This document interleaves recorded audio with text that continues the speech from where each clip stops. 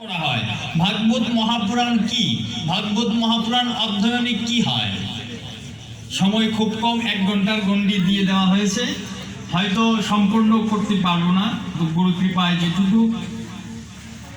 কৃপায় যেটুকু বলার সাধ্য হবে গুরুদেব কৃপা করে বলাবেন, আমি বলার চেষ্টা করব। আমরা সাধু সঙ্গে কেন আসি? অবশ্যই কিছু পাওয়ার আশায় আসি। সাধু সঙ্গে আসলে কি পাওয়া যায়? ও মায়েরা, তোমাদের কাছে অবনত মস্তকে বলি, যেটুকু সময় বসবে মা, আমাদের ছোট ছোট বাবুদেরকে একটু কন্ট্রোলে রাখো, আর এই অধমের প্রতি একটু কৃপা করো, কথা বলো না। ও মায়েরা, কথা বলো না বাবা, কথা বলো না।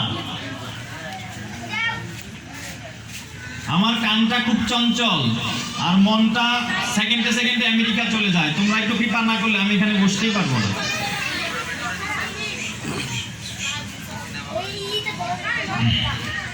আমরা হরিবাসরে কেন আসি? সাধুসঙ্গ কেন করি? ব্রতাদি কেন করি? নাম যজ্ঞে কনে যাই? একাদশী ব্রত কেন করি? মালা জপ কেন করি? তিলক ধারণ কেন করি? এই প্রত্যেকটা কথার পিছনে উত্তর একটাই আসবে, কি? একটু প্রেম ভক্তি ভিক্ষা চাই, একটু জ্ঞান অর্জন করতে চাই। কেন জ্ঞান অর্জন করলে কি হবে? যে জ্ঞান অর্জন করলে বৈরাগ্য জাগবে, আর বৈরাগ্য জাগলে কি হবে?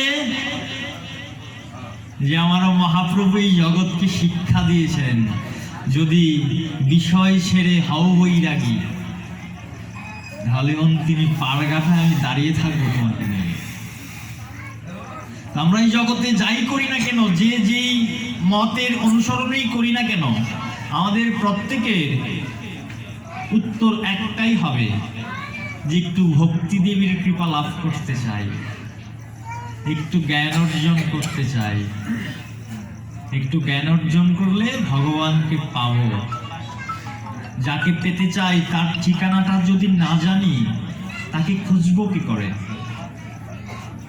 এরই নাম জ্ঞান। তাকে খুঁজার নাম জ্ঞান। তাকে খুঁজে খুঁজে তার ঠিকানাটা বের করার নাম হলো জ্ঞান। এরই নাম জ্ঞান। না, একে জ্ঞান বলে না। আমি কাব্যতীর্থ অর্জন করব, ব্যাকরণ হব, অনেক পাণ্ডিত্য অর্জন করব, বেদ পুরাণ আদির শিক্ষা গ্রহণ করবো, এটাকে জ্ঞান বলে। আমাদের বৈষ্ণবীয় শাস্ত্র বলে, সাধুগুরু বৈষ্ণবরা বলে যে বাবা এর নাম জ্ঞান না, তুই তোর ঠিকানাটাকে খুঁজে বেড়া।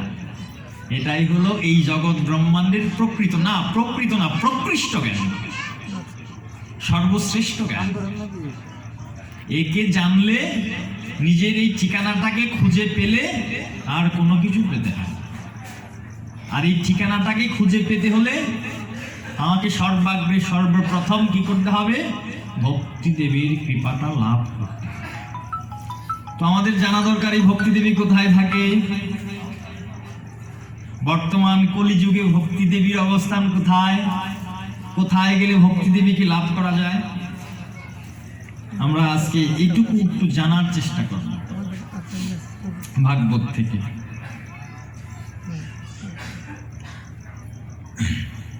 নৈমিষারণ্য ক্ষেত্রে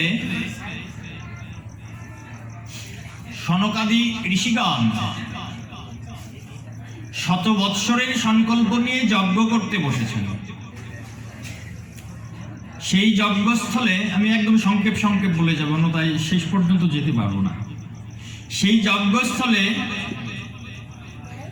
সুতমুনি গিয়ে উপস্থিত, অগ্রশ্রবা সুত। ইনিকে রোমহর্ষণের পুত্র অগ্রশ্রবা সুত। ইনি ওখানে গিয়ে উপস্থিত। ইনাকে দেখে সনকাদি মুনিগণ প্রশ্ন করলেন, অজ্ঞানদ্বন্দ্ব বিধ্বংস কুটিশয্য সমপ্রাবশতক্ষেহি কথসারং মম কর্ণশয়নামঃ অভিজ্ঞান বিরাগপ্ত বিবেক ধর্মাতি মহানময়া মহানিরশশ্চ বৈষ্ণব প্রিয়তে কতমাহ ইহ ঘূরে কৌলো প্রায় জীবশ্চাশুরদঙ্গতাঃ ক্লেশাক্রান্তস্য তস্যৈব সদান কিং পরায়া নমঃ। প্রশ্ন করলেন কি? ভক্তি, জ্ঞান ও বৈরাগ্য দ্বারা লভ্য মহান বিবেকের বিকাশ কি করে হয় এবং বৈষ্ণবগণ সর্বপ্রকার মায়া মোহ থেকে নিজেদের কি করে মুক্ত করতে পারেন? এই ঘোর কলিকালে জীব প্রায়শই আসুরি স্বভাবে অভ্যস্ত, নানাবিধ ক্লেশে ক্লিষ্ট। কে? আমাহেন কলির অধম জীব। তারপরে বললেন এই জীবকে পরিশুদ্ধ করার শ্রেষ্ঠ উপায় কি? প্রশ্ন করলেন কে? সনকাদি ঋষিগণ। কার কাছে প্রশ্ন করলেন? সুত মুনির কাছে। যারা প্রশ্ন করলেন তারা কোন যুগের?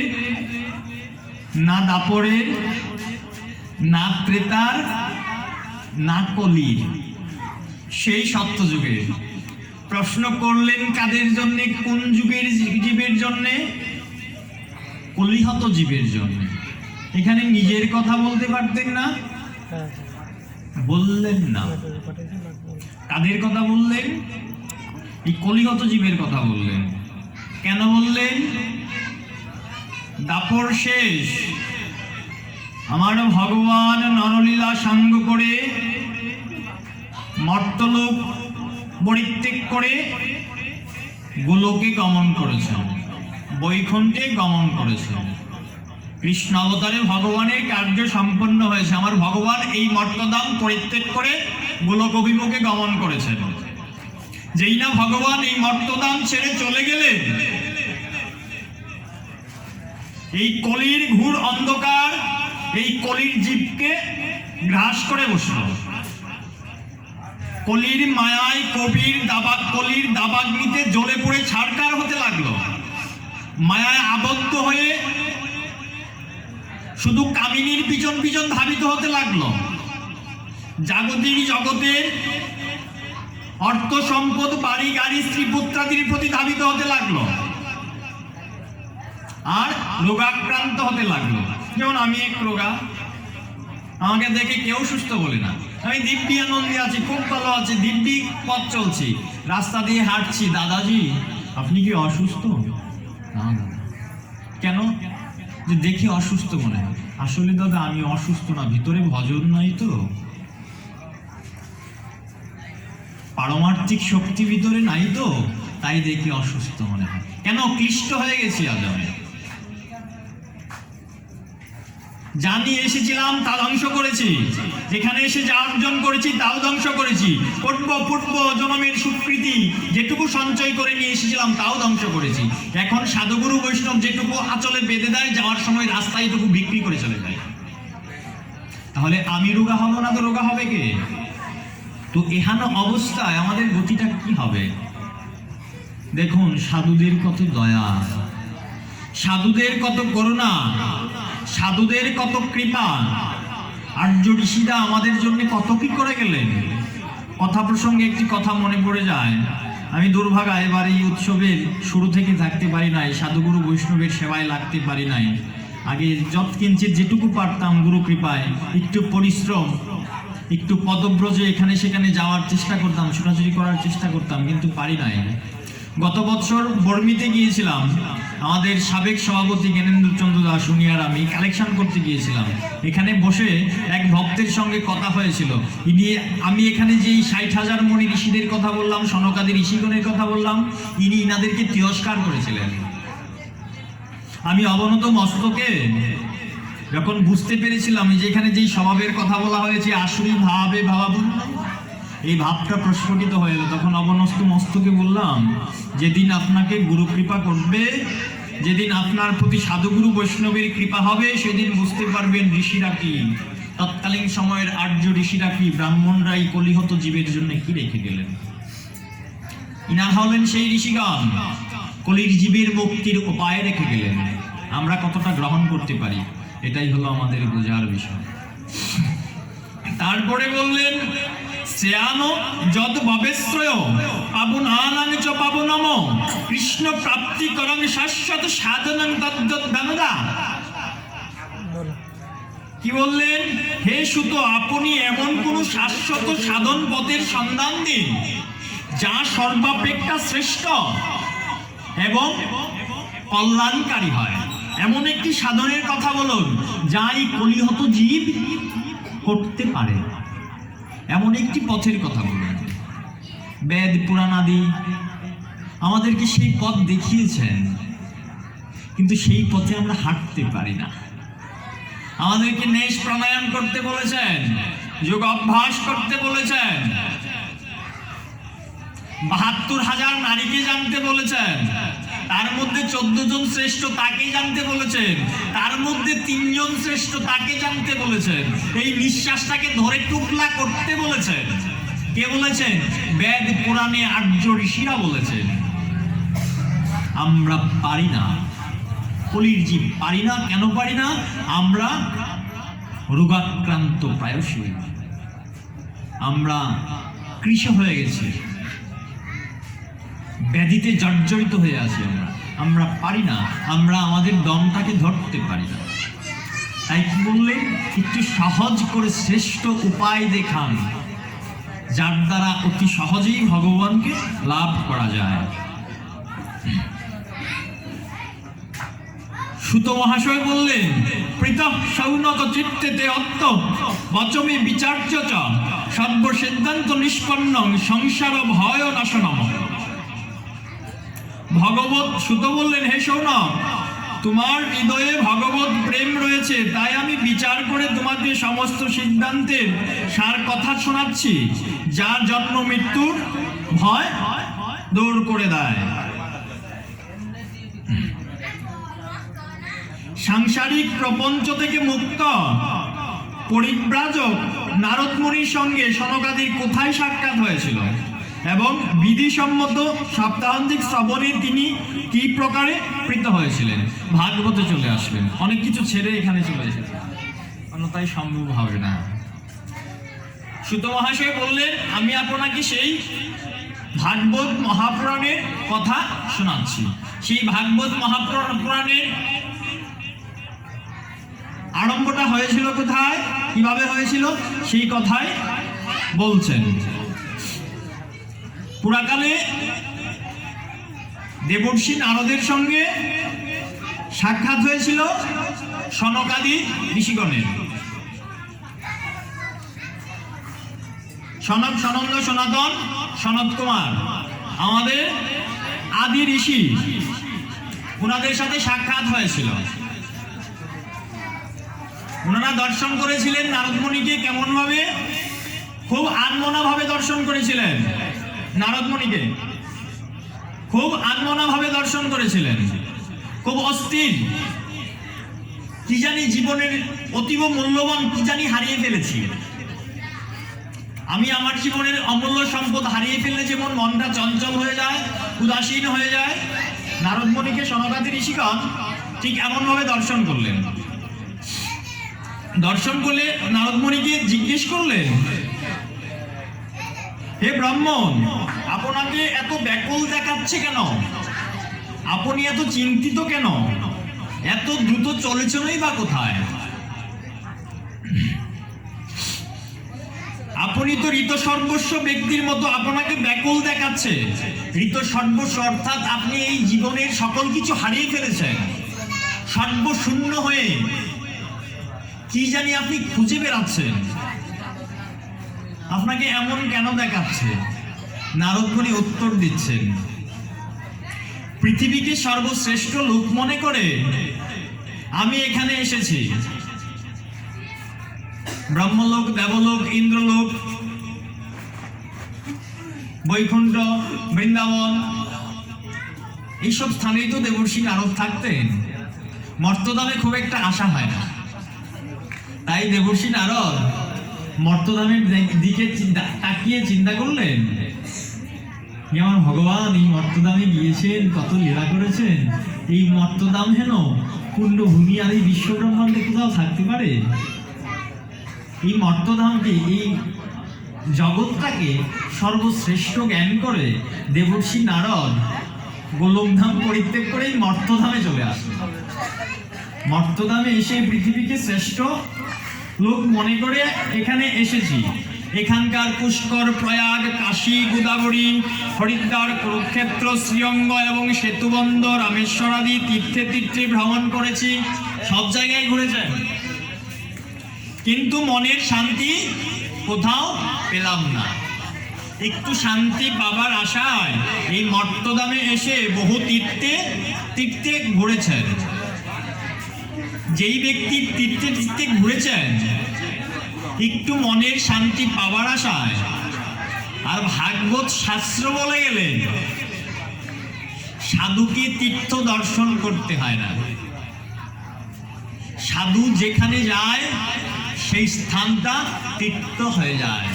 সাধু তীর্থ দর্শন করতে যায় না, সাধু তীর্থস্থানকে পবিত্র করতে যায়। আমরা যে তীর্থে যাই সেই তীর্থস্থানগুলি সাধুরা পরিক্রমা করেন। কেন করেন? তীর্থস্থানগুলিকে পবিত্র করার জন্য। আর সেই দেবর্ষি নারদা তীর্থে তীর্থে ভ্রমণ করেছেন কেন? মনের একটু শান্তি পাবার আশায়, কিন্তু মনের শান্তি কোথাও পেলাম না। নারদ মুনি বলছেন সেই সনকাদি ঋষিগণের কাছে, বর্তমানে অধর্মের সহায় কলিযুগ পৃথিবীকে ক্লিষ্ট করে রেখেছে।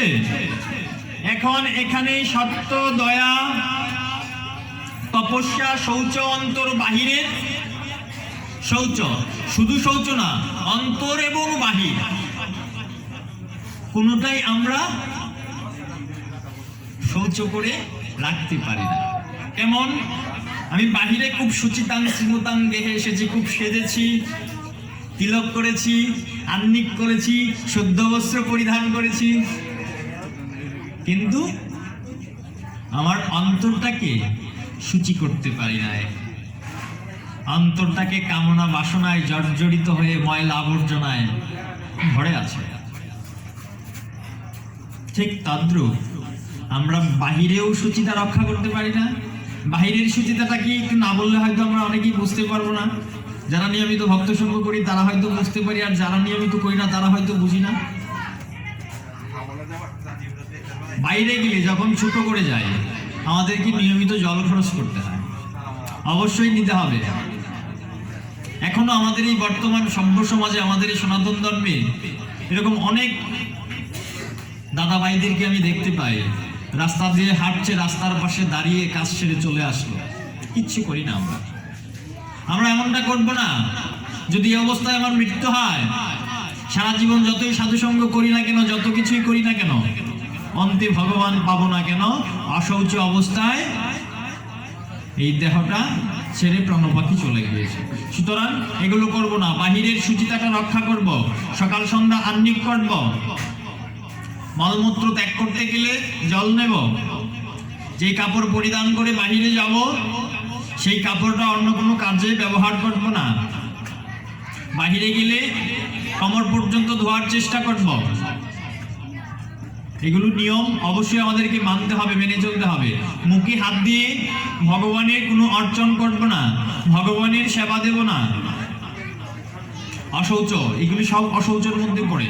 আমি মুখে হাত দিলাম, আমার মুখটা উচ্ছিষ্ট হয়ে গেল, তৎক্ষণাৎ আমাকে হাতটা ধৌত করতে হবে। আমরা অনেক সময় দেখি প্রসাদ পাই, এখানে নামযজ্ঞ চলছে, এই নামযজ্ঞের আসরে হাতে হাতে প্রসাদ দেওয়া হচ্ছে।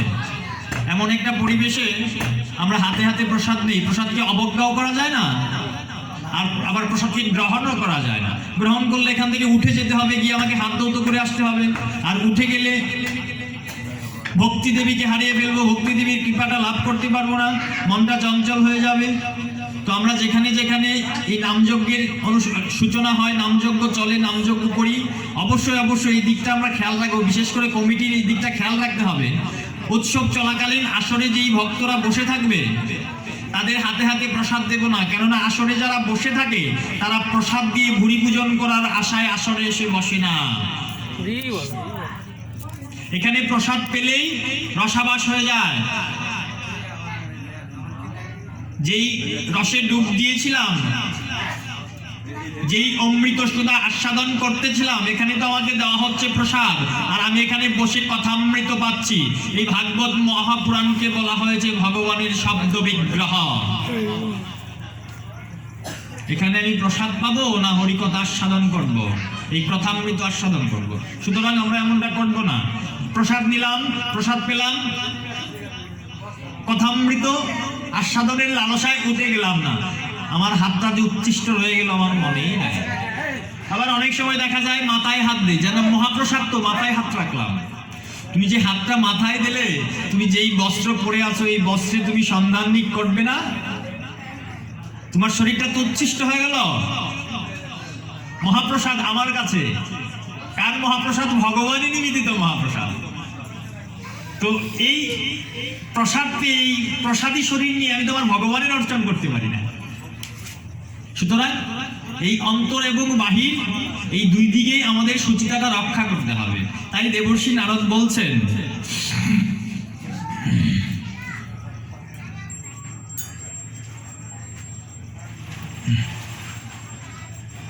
দয়া দান ইত্যাদি কিছুই নেই। হতভাগ্য জীবগণ কেবল নিজ নিজ উদর পূর্তির চিন্তাতেই ব্যতিব্যস্ত। তারা অসত্যবাসী, অলস, মন্দবুদ্ধি, ভাগ্যহীন ও উপদ্রবগ্রস্ত হয়ে পড়েছে। সাধু সন্ত যাদের বলা হয় তারা সকলেই পাষণ্ডাচরণহৃত হয়ে গিয়েছে। দেখতে বৈরাগী হলেও তারা স্ত্রী দনাদি নির্বিকারেই গ্রহণ করে। বাড়িতে স্ত্রী রাজত্ব চলে। তারপরে বললেন শ্যালকগণই পরামর্শদাতা হয়। তার দৃষ্টান্ত দেই, আমরা মহাভারত সিরিয়ালটা সবাই দেখেছি। শাস্ত্র কখনো ভুল কথা বলে না, শাস্ত্রের কথাগুলি সত্য হয়। তাই আমাদের গায়ে বিঁধে যায় অনেক সময়, আমরা এই কথাগুলি লুকিয়ে রাখি। কিছু কিছু কথা আছে আমরা লুকিয়ে রাখি, প্রকাশ করি না। কেন করি না? যেখানে গিয়েছি, এইবার প্রথম ভাগবত আসরে এসেছি, আগামী টিকিটটা কেটে যাব না, একটু মিষ্টি মিষ্টি কথা বলে যাই, আগামী বছরের টিকিটটা আমার পাকা হয়ে যাবে। অনেক সময় আমরা কিছু কিছু কথা লুকিয়ে রাখি, বলি না। শ্যালকগণেই পরামর্শদাতা হয়। শুকুনি মামা সকলেই জানেন, কে ছিল নি সম্বন্ধে? মহারাজ ধৃতরাষ্ট্রের কি হয় সম্বন্ধে? পরামর্শ কে দিয়েছিল যুদ্ধ করার জন্য? দুর্যোধন দিয়েছিল, দুঃশাসন দিয়েছিল, 100 ভ্রাতা দিয়েছিল, মহামন্ত্রী বিদুর দিয়েছিল, মহামহিম ভীষ্ম দিয়েছিল, মহাগুরু দ্রোণ দিয়েছিল, না হস্তিনা রাজ্যের অন্য কেউ দিয়েছিল? কেউ দেয় নাই। কেউ যুদ্ধের পক্ষে ছিলেন না। দুর্যোধনও যুদ্ধের পক্ষে ছিলেন না। দুর্যোধনকে বাধ্য করা হয়েছিল। দুর্যোধনকে যেমন ভাবে শিখানো হয়েছিল, দুর্যোধন তেমন ভাবে শিখেছিলেন। আমি আমার ছোট্ট বাচ্চাটাকে যেমন শিক্ষায় শিক্ষিত করব, সে সেই শিক্ষা নিয়ে বড় হবে। পরামর্শ দিয়েছিলেন। কি পরামর্শ দিয়েছিলেন? এই হস্তিনাকে শ্মশানে রূপান্তরিত করার পরামর্শ দিয়েছিলেন। কে দিয়েছিলেন? শ্যালকগণ দিয়েছিলেন। আমাদের আজকের বর্তমান সময়েও দেখা যায় এরকম মাঝে মাঝে। তাই বললেন, এইভাবে কলির দুঃসকল দেখতে দেখতে পৃথিবী ভ্রমণকালে আমি যমুনা তীরে শ্রীকৃষ্ণ ভগবানের লীলাভূমিতে এসে উপস্থিত হই। এমনিভাবে এই কলির দুর্দশা দর্শন করতে করতে ভগবানের লীলাভূমি বৃন্দাবনে এসে উপস্থিত হন। হে মুনিগণ শুনুন, সেখানে আমি এক আশ্চর্য ব্যাপার দেখলাম। এক যুবতী যমুনার পাড়ে বৃক্ষের নিচে দুটি বৃদ্ধ পুরুষকে সঙ্গে নিয়ে বসে বসে কাঁদছে। আরে বৃদ্ধ দুটি পুরুষ এই যুবতী রমণীর কোলে শুয়ে আছে, আর এই যুবতী রমণীকে চতুর্পাশে লক্ষ লক্ষ নারী পুরুষগণ ঘিরে আছে, শুধু ঘিরে আছে তাই না, এই যুবতী রমণীকে স্তুতি করছে, তার বন্দনা করছে। আমি আশ্চর্য দৃশ্য দেখে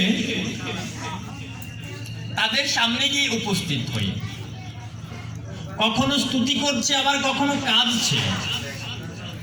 এই আশ্চর্যান্বিত দৃশ্য দেখে এই অবস্থায় সে তার শরীরের রক্ষক পরমাত্মাকে 10 দিকে দর্শন করছে, কাঁদছে, আর 10 দিকে সেই পরমাত্মাকে দর্শন করার চেষ্টা করছে। সেই যুবতী সুন্দরী রমণী আর দুটি বৃদ্ধ পুরুষ অচৈতন্য অবস্থায় পড়ে আছে। কোনো কোনো নারীগণ সেই যুবতী রমণীকে আর এই বৃদ্ধ দুই পুরুষকে বাতাস করছিল, অনেক শুশ্রূষা করছিল, যত্ন করছিল, পরিচর্যা করছিল। আমি এই ঘটনা দেখে কৌতূহলের বশবর্তী হয়ে যুবতীটির কাছে গেলাম। আমাকে দেখে সেই যুবতী উঠে দাঁড়ালো, জোর হাত করে আমাকে প্রণতি নিবেদন করলো।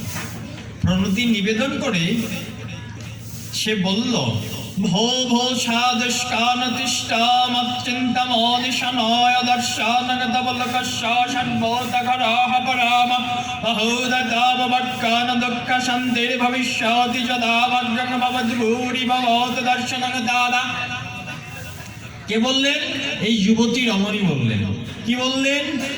যুবতীটি বললেন, হে মহাত্মন, কৃপা করে ক্ষণকাল অবস্থান করুন এবং আমাকে এই দুর্ভাবনা থেকে মুক্ত করুন। আপনার দর্শনে মানুষের সকল পাপ দূর হয়, আপনার উপদেশ বাক্যে আমার দুঃখেরও শান্তি হবে, বহু ভাগ্যে আপনার দর্শন পাওয়া যায়। নারদমুনি বললেন, কাশীতং কামিউচে মানজ্জ কাপপদ্দল চনপদ দেবী সবিস্তারং শস্যাদকস্য করনাম। হে দেবী, তুমি কে? এই পুরুষ দুজন তোমার কে হয়? আর তোমার চারপাশে এই যে সব কমলনয়ন নারীরা রয়েছে, এরা কারা? তোমার দুঃখের কথা আমাকে সবিস্তারে বলো। সেই যুবতী রমণী দেবর্ষি নারদের নিকটে সবিস্তারে বলতে আরম্ভ করলেন। অহং ভক্তিরীতি খেত ইউমে তনয় মৌতো কেন বৈরাগ্য নমাউন কলযুগেন জর্জৌর গঙ্গা শরীতষ্টে মমত সন্দেশ সমাগত তথাপি নাচমে শ্রেয়স বিতায় সুরৈরপি। সেই যুবতী রমণীটা কে জানেন? এখন সে তার নিজের পরিচয় দিচ্ছে। প্রথমে যেই কথাটা বলে গেলাম যে আমরা এখানে কেন আসি, 3টা বিষয় বললাম, এই 3টা বিষয়ের উপরেই কথা হচ্ছে। আস্তে আস্তে সেই দিকেই আমরা এগোচ্ছি। সেই যুবতীটি বললেন, আমার নাম ভক্তি। এই পুরুষ দুজন আমার 2 পুত্র, জ্ঞান আর বৈরাগ্য। আমরা এখানে কেন এসেছি? ভক্তি দেবীর কৃপাটা লাভ করব বলে। আর ভাগবত কি বলছে? ভক্তি দেবী অসুস্থ। আরো অনেক কথা শেষ করে এসেছি। কোথায় এসে অসুস্থ হয়েছিলেন? ওই পারে, অর্থাৎ বৃন্দাবনের কথা বলি, ইন্ডিয়ার কথা বলছি। অনেক প্রদেশ ভ্রমণ করেছেন। অনেক প্রদেশ ভ্রমণ করতে করতে করতে করতে গুজরাটে এসে আমার ভক্তি দেবী তার 2 পুত্র জ্ঞান এবং বৈরাগ্যকে সঙ্গে নিয়ে একেবারে ব্যাধিগ্রস্ত হয়ে পড়লেন। মুমূর্ষ অবস্থায় অচৈতন্য হয়ে জ্ঞান আর বৈরাগ্য পড়ে গেলেন। উঠে দাঁড়ানোর শক্তি ছিল না। কোথায় এসে? গুজরাটে এসে। অর্থাৎ গুজরাট একদম পাপে পরিপূর্ণ হয়েছে। সাধুগুরু বৈষ্ণবকে শুধু পদাঘাত করছিল। এমন ভাবে রোগাক্রান্ত হয়ে, ব্যাধিগ্রস্ত হয়ে কোন রকমে বৃন্দাবনে এসে, ভগবানের লীলাভূমিতে এসে ভক্তি দেবী পূর্ণ যুবতীতে রূপান্তরিত হবে। কিন্তু বার্ধক্যজনিত কারণে জ্ঞান আর বৈরাগ্য উঠে দাঁড়াতে পারবে না। আর আমার চারিপাশে এই যে নারীগণ আছে, এরা হলো নদীবৃন্দ। কালের গতিতে সময়ের ফেরে, ভক্তিদেবী বলছে কালের গতিতে সময়ের ফেরে আজ আমাদের এই দুর্দশা। আর আমার চারিপাশে যারা আছে কমল নয়না নারীরা রয়েছে, এরা হলো গঙ্গাদি নদীবৃন্দ, আমার সেবা করার জন্যই এসেছে। এরূপ সাক্ষাৎ দেবীগণের সেবা পেয়েও আমার মনে শান্তি নেই, আমার মনে শান্তি পাচ্ছি না। হে তপোদন, দয়া করে ধৈর্য ধরে আমার কাহিনী শুনুন। আমার কাহিনী যদিও জগতে সুবিদিত, তবুও তা শুনে আপনি আমাকে শান্তি প্রদান করুন। দেবর্ষি নারদ বললেন, সাধ্বী, অন্তরের জ্ঞান দৃষ্টিতে তোমার সকল দুঃখের কারণ আমি দেখতে পাচ্ছি। তোমার দুঃখ করা উচিত নয়। ভগবান শ্রীহরি তোমার মঙ্গল করুন। মণিবর নারদ মুহূর্তের মধ্যে এর কারণ জানলেন এবং বললেন। দেবর্ষি নারদ ত্রিকালদর্শী, অন্তরে সকল কিছু জানতে পেরেছেন ভক্তিদেবী এবং জ্ঞান আর বৈরাগ্যের দুর্দশার কথা। জানতে পেরে ভক্তিদেবীকে বললেন, মন দিয়ে শুনো, এখন দারুণ কলিযুগ। তার ফলে সদাচার সকল, যুগমার্গ যুগদেন তপস্যাদি সব লুপ্ত হয়ে গিয়েছে। সংসারে যেদিকে তাকাবে দেখবে সৎলোকেরা দুঃখ পাচ্ছে, আর দুষ্টের দল সুখে উন্নতি করছে। এই সময়ে যে সকল বুদ্ধিমান মানুষের ধৈর্য অটুট রয়েছে তারাই জ্ঞানী ও পণ্ডিত। যার মধ্যে ধৈর্যটা অটুট আছে, যার মন আন কথা বলে না, যার মন সাধু সঙ্গে এসে আন কথা শুনে না, অন্য মনস্ক হয় না, অর্থাৎ যে সাধু সঙ্গে এসে ধৈর্য সহকারে এখানে বসে। দেবর্ষি নারদ বললেন, একমাত্র সেই পণ্ডিত, সেই এই কলিতে এসে কিছু কুড়িয়ে অর্জন করতে পারবে। যার মন চঞ্চল সে কিছু অর্জন করতে পারবে না। পৃথিবী ক্রমশই বছরের পর বছর অনন্ত নাগের উপর ভার